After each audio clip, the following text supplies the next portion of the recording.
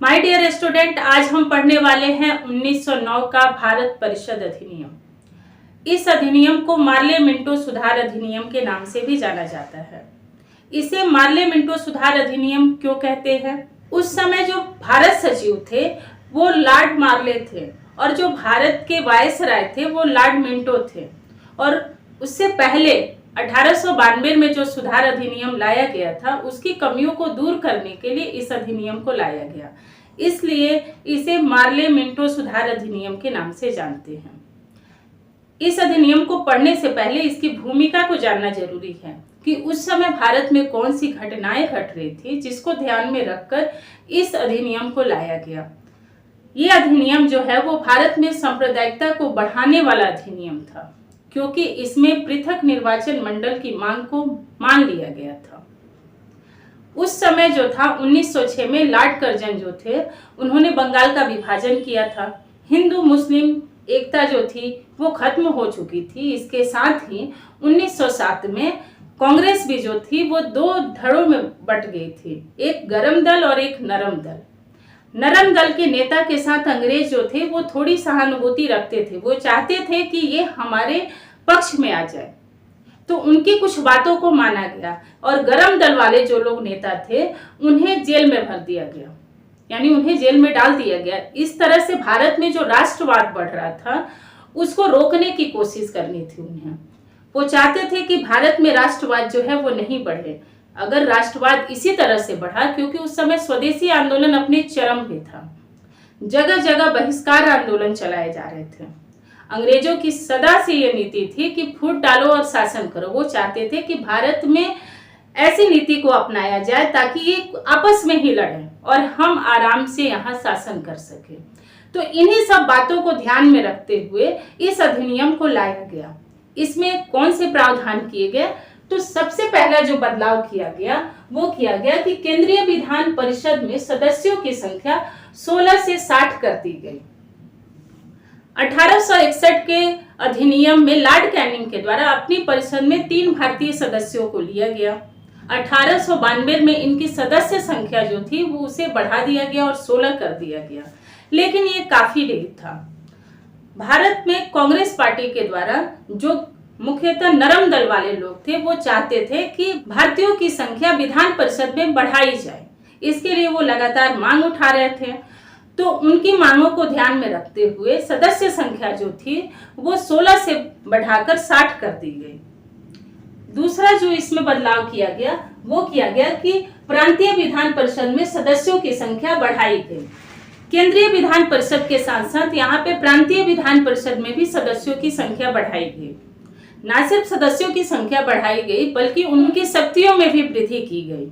यहाँ पे उनकी शक्तियों में ये वृद्धि की गई कि उन्हें बजट पे बहस करने का अधिकार दिया गया, उन्हें पूरक प्रश्न पूछने का अधिकार दिया गया, जनहित के मामलों में सुझाव देने का अधिकार दिया गया, लेकिन उन्हें वोट देने का अधिकार नहीं दिया गया। इन दोनों परिषदों में एक अंतर जो था वो ये था कि केंद्रीय विधान परिषद में जो सरकारी सदस्य थे उनका बहुमत था, लेकिन प्रांतीय विधान परिषद के सदस्य जो थे उसमें गैर सरकारी सदस्यों का जो था वो बहुमत था।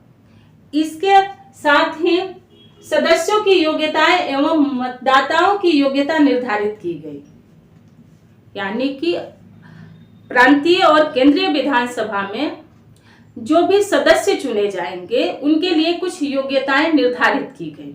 तो मतदाताओं के लिए जो योग्यता निर्धारित की गई वो की गई कि मतदान सिर्फ पुरुष ही कर सकते हैं। मतदान का अधिकार पुरुषों को दिया गया। इसके साथ वो 21 वर्ष की आयु जो है वो पूरी कर चुके हों और मानसिक रूप से विक्षिप्त ना हो, यानी मानसिक रूप से स्वस्थ हो। इसके साथ जो उम्मीदवार थे उनके लिए भी कुछ योग्यताएं निर्धारित की गई। उनकी योग्यताएं थी कि उम्मीदवार सिर्फ पुरुष बनेंगे, उनकी आयु 21 वर्ष से ज्यादा होनी चाहिए, मानसिक स्वस्थ होने चाहिए और उन्हें 6 महीने से ज्यादा की कारावास की सजा ना हुई हो और देश निकाले की सजा ना दी गई हो। तो इस प्रावधान में इनकी योग्यताओं को निर्धारित किया गया। अगला बदलाव जो किया गया वो किया गया कि भारत सचिव और वायसराय की कार्यकारी परिषद में पहली बार भारतीय व्यक्तियों को शामिल किया गया। केंद्रीय परिषद में और प्रांतीय परिषद में भारतीय सदस्यों को शामिल किया गया। उन्हें किसी किसी को अच्छी पोस्ट भी दी गई।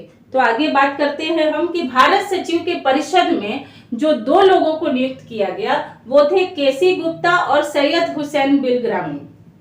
और वायसराय की परिषद में जिन्हें नियुक्त किया गया वो थे सत्येंद्र प्रसाद सिन्हा। इन्हें विधि सदस्य के रूप में नियुक्ति कराई गई और इन्हें लॉर्ड की उपाधि से भी नवाजा गया। अब इस अधिनियम की सबसे प्रमुख बात जो थी वो ये थी कि वायसराय से जो मुस्लिम लीग के शिष्टमंडल था वो गया था मिलने और उसने अपने लिए अलग से पृथक निर्वाचक मंडल की मांग की थी, जिसे इस अधिनियम में मान लिया गया था। तो अगला प्रावधान जो था कि मुस्लिम पृथक निर्वाचक मंडल की मांग को मान लिया गया था और उन्हें अलग से निर्वाचन क्षेत्र जो थे वो दे दिए गए थे। उन्हें कितनी सीटें दी गई? तो मुस्लिम लीग को 6 सीटें दी गई। इन्हें सिर्फ अलग से सीटें नहीं दी गई, इसके अलावा भी और लोगों को सीटें दी गई। जैसे जमींदारों और भूमिपतियों के लिए भी 6 सीटें रिजर्व कर दी गई। और वाणिज्य मंडल का यानी कि व्यापार विभाग के से जो लोग आते थे उनके लिए भी 2 सीटें रिजर्व कर दी गई।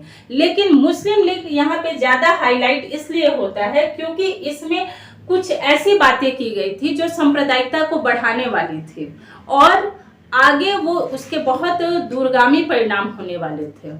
इसमें बदलाव ये किया गया था कि मुस्लिम लीग को जो सीटें दी गई थी वहां पे सिर्फ मुस्लिम उम्मीदवार खड़े होंगे और उन्हें वोट भी जो है वो गैर मुस्लिम लोग नहीं कर सकते, उन्हें वोट भी जो है वो मुस्लिम लोग ही करेंगे।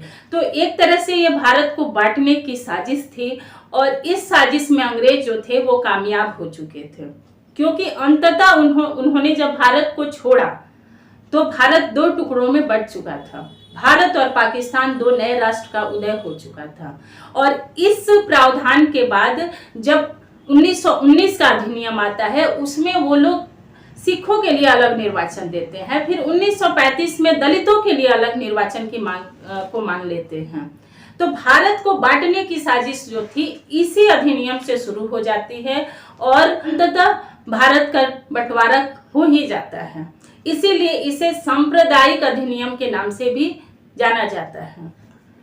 1909 का भारत परिषद अधिनियम किस समिति की रिपोर्ट के आधार पर आया था, ये जानना भी बहुत जरूरी है। तो ये सर अरुंडेल समिति की रिपोर्ट के आधार पर इस 1909 के भारत परिषद अधिनियम को बनाया गया था। तो ये था आज का 1909 का भारत परिषद अधिनियम, मार्ले मिंटो सुधार अधिनियम। आपको मेरा आज का वीडियो कैसा लगा आप मुझे कमेंट करके जरूर बताएं। आप मेरे वीडियो को लाइक करें, मेरे चैनल को सब्सक्राइब करें, शेयर करें। धन्यवाद। जय हिंद, जय भारत।